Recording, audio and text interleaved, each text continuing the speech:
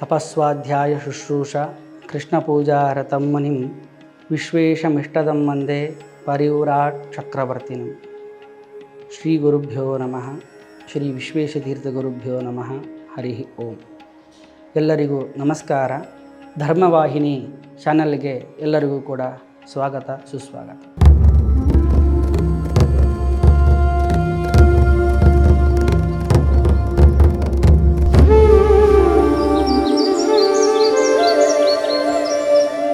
ನಾವು ಈಗ ಕಲಿಯುಗದಲ್ಲಿದ್ದೇವೆ.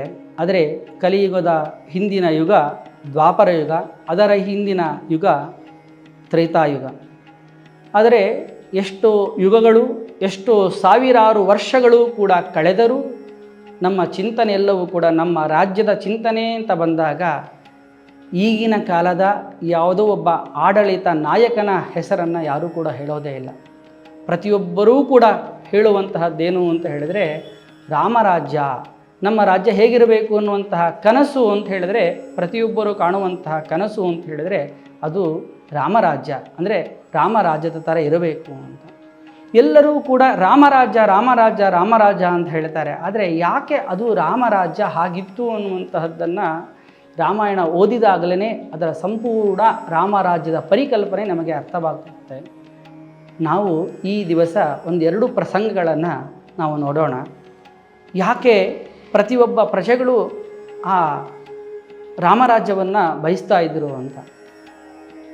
ಶ್ರೀರಾಮಚಂದ್ರ ತನ್ನ ರಾಜ್ಯದಲ್ಲಿ ಹೇಗಿದ್ದ ಅಂತ ಹೇಳಿದರೆ, ಅಲ್ಲಿ ಪ್ರಸಂಗ ಬರುತ್ತೆ, ದಶರಥ ರಾಮನಿಗೆ ಪಟ್ಟಾಭಿಷೇಕ ಮಾಡ್ತೇನೆ ಅಂತ ಮಾಡಿದಾಗ ಆಗ ಎಲ್ಲ ಪ್ರಜೆಗಳು ಎಷ್ಟು ಉದ್ಗಾರವನ್ನು, ಅಂದರೆ ಎಷ್ಟು ಸಂತೋಷವನ್ನು ಪಡ್ತಾರೆ ಅಂತ ಹೇಳಿದರೆ ಆ ಸಂತೋಷಕ್ಕೆ ಪಾರವೇ ಇಲ್ಲ, ಅಷ್ಟು ಸಂತೋಷ. ದಶರಥನಿಗೆ ಸುಮ್ಮನೆ ಅವನೊಂದು ಟೆಸ್ಟ್ ಮಾಡಲಿಕ್ಕೋಸ್ಕರ ಕೇಳ್ತಾನೆ.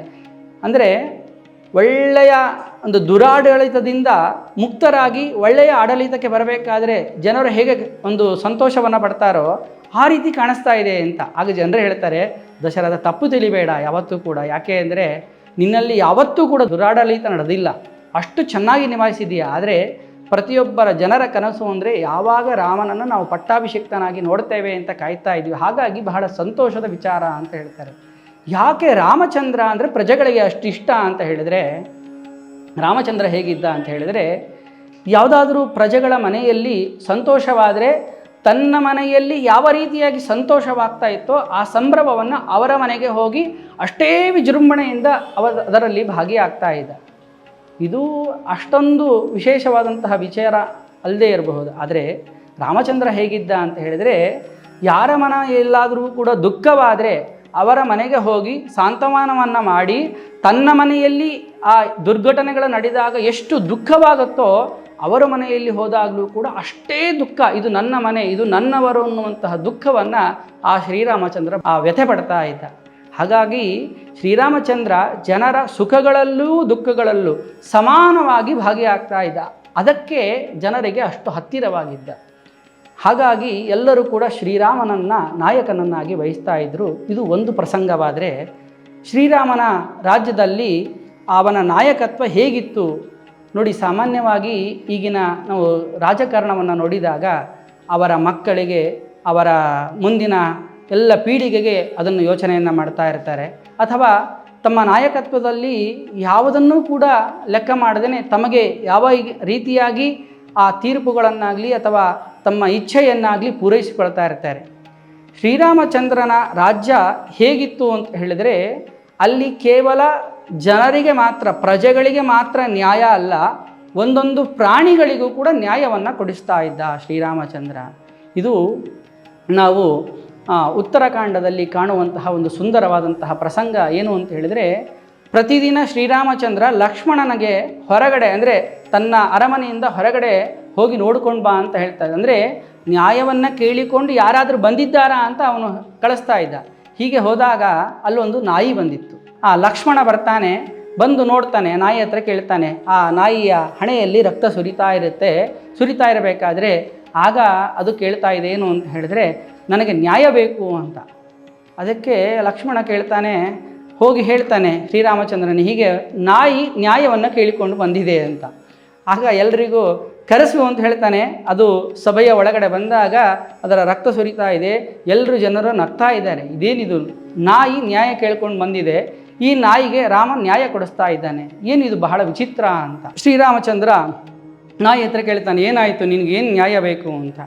ಆಗ ನಾಯಿ ಹೇಳುತ್ತೆ, ನಾನು ಆ ಮಾರ್ಗ ಮಧ್ಯದಲ್ಲಿ ಬರ್ತಾ ಇದ್ದೆ, ಸಿದ್ಧಾರ್ಥ ಎನ್ನುವಂತಹ ಒಬ್ಬ ಭಿಕ್ಷು ಏನೂ ಮಾಡದೇನೆ ನನಗೆ ಕಲ್ಲು ತಗೊಂಡು ಹೊಡೆದ, ಹಾಗಾಗಿ ನನಗೆ ರಕ್ತ ಸುರಿತಾ ಇದೆ, ನನಗೆ ನ್ಯಾಯ ಬೇಕು ಅಂತ. ಆಗ ರಾಮಚಂದ್ರ ಕೇಳ್ತಾನೆ, ನೋಡಿ ಎಂತಹ ಅಲ್ಲಿದ್ದವರು ಎಲ್ಲರೂ ಕೂಡ ನಗ್ತಾ ಇದ್ದಾರೆ, ನಾಯಿಗೆ ಒಂದು ನ್ಯಾಯ ಅಂತ, ಇದು ಏನಿದು ರಾಮನ ರಾಜ್ಯ ಅಂತ. ಆದರೆ ರಾಮ ಪ್ರತಿಯೊಂದು ಜೀವಿಗಳಿಗೂ ಅಷ್ಟು ಮಹತ್ವವನ್ನು ಕೊಡ್ತಾ ಇದ್ದ. ಆಗ ಆ ನಾಯಿಗೆ ಕೇಳಿದ, ನಿನಗೇನು ನ್ಯಾಯ ಬೇಕು ನೀನೇ ಕೇಳು ಅಂತ. ಅದಕ್ಕೆ ಅದು ಹೇಳಿತು, ನನಗೆ ಯಾರು ಕಲ್ಲಿನಿಂದ ಹೊಡೆದರೋ ಅವರನ್ನು ಒಂದು ದೇವಸ್ಥಾನದ ಧರ್ಮಾಧಿಕಾರಿಯನ್ನಾಗಿ ಮಾಡಿ ಅಂತ. ಆಗ ಅಲ್ಲಿದ್ದವರಿಗೆಲ್ಲರಿಗೂ ಆಶ್ಚರ್ಯವಾಗುತ್ತೆ, ಈ ನಾಯಿಗೆ ಕಲ್ಲಿನಿಂದ ಹೊಡೆಸ್ಕೊಂಡ್ರೆ ಶಿಕ್ಷೆ ಕೊಡಬೇಕೇ ಹೊರತು ಒಂದು ದೇವಸ್ಥಾನದ ಧರ್ಮಾಧಿಕಾರಿಯನ್ನಾಗಿ ಮಾಡಿ ಅಂತ ಹೇಳಿದಾಗ ರಾಮಚಂದ್ರ ಹಾಗೆ ಆಗಲಿ ಅಂತ ಹೇಳಿಬಿಡ್ತಾನೆ. ಆಗ ಅವರೆಲ್ಲ ಮಾತಾಡ್ಕೊಳ್ತಾ ಇದ್ದಾರೆ ಅಲ್ಲಿದ್ದವರೆಲ್ಲರೂ ಕೂಡ, ರಾಮಚಂದ್ರನಿಗೆ ಅದ್ರ ಬುದ್ಧಿ ಬೇಡವಾ, ನಾಯಿ ಏನೋ ಕೇಳ್ಕೊಂಡು ಬಂದಿದೆ, ಅದು ಆ ಕಲ್ಲು ಹೊಡೆದಂಥವನಿಗೆ ಏನಾದರೂ ಕಠಿಣವಾದಂತಹ ಶಿಕ್ಷೆಗಳನ್ನು ಕೊಡಬೇಕು, ಅದೆಲ್ಲ ಬಿಟ್ಟು ಧರ್ಮಾಧಿಕಾರಿ ಆಗಲಿ ಅಂತ ಹೇಳಿದರೆ ಹಾಗೆ ಆಗಲಿ ಅಂತ ಹೇಳಿದ್ದಾನೆ ಅಂತ. ಆಗ ರಾಮಚಂದ್ರ, ಎಲ್ಲರೂ ಕೇಳ್ತಾರೆ, ಪ್ರಶ್ನೆಯನ್ನು ಮಾಡ್ತಾರೆ. ಆಗ ರಾಮಚಂದ್ರ ಹೇಳ್ತಾನೆ, ಆ ನಾಯಿಯನ್ನೇ ಕೇಳಿ ಅಂತ. ಆಗ ನಾಯಿ ಹೇಳುತ್ತೆ, ಏನು ಅಂತ ಹೇಳಿದ್ರೆ, ನಾನು ಕೇಳಿದ್ದು ಸರಿಯಾಗಿಯೇ ಇದೆ. ಯಾಕೆ ಅಂತ ಹೇಳಿದರೆ, ನಾನು ಹಿಂದಿನ ಜನ್ಮದಲ್ಲಿ ಒಂದು ದೇವಸ್ಥಾನದ ಧರ್ಮಾಧಿಕಾರಿಯಾಗಿದ್ದೆ. ನಾನು ಬಹಳ ಶ್ರದ್ಧೆಯಿಂದ ಮಾಡ್ತಾಯಿದ್ರು ಕೂಡ ಅಲ್ಲಿ ಆ ದೇವಸ್ಥಾನದ ಸೊತ್ತುಗಳನ್ನು ನಾಶ ಅಂದರೆ ಬಲವಂತವಾಗಿ ಸ್ವೀಕಾರ ಮಾಡುವುದು ಅಥವಾ ಏನಾದರೂ ಅಲ್ಲಿ ಆಸೆಪಟ್ಟು ತೆಗೆದುಕೊಳ್ಳುವುದು, ಹೀಗೆ ಮೋಸ ಅಥವಾ ಅಲ್ಲಿಯ ದುಷ್ಟ ಕಾರ್ಯಗಳನ್ನು ಮಾಡಿದರೆ ಈ ಜನ್ಮದಲ್ಲಿ ನಾನು ನಾಯಿ ಆಗಿದ್ದೇನೆ. ಹಾಗಾಗಿ ನಾಯಿ ಆಗಿದ್ದಕ್ಕಾಗಿ ನನಗಿಂತಹ ಪರಿಸ್ಥಿತಿ, ಕಲ್ಲು ಹೊಡೆಸಿಕೊಳ್ಳುವಂತಹ ಪ್ರಸಂಗ ಬಂತು.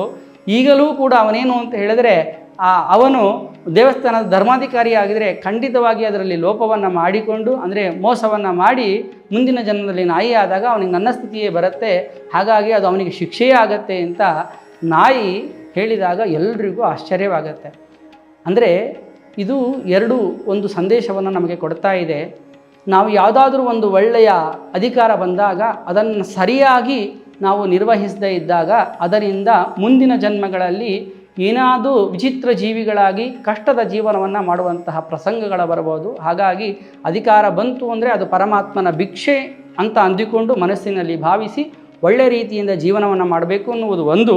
ಇನ್ನೊಂದು, ರಾಮ ಯಾವತ್ತೂ ಕೂಡ ಒಂದು ಸಣ್ಣ ಜೀವಿಗಳನ್ನು ಕೂಡ ತುಚ್ಛವಾಗಿ ಕಾಣ್ತಾ ಇರಲಿಲ್ಲ.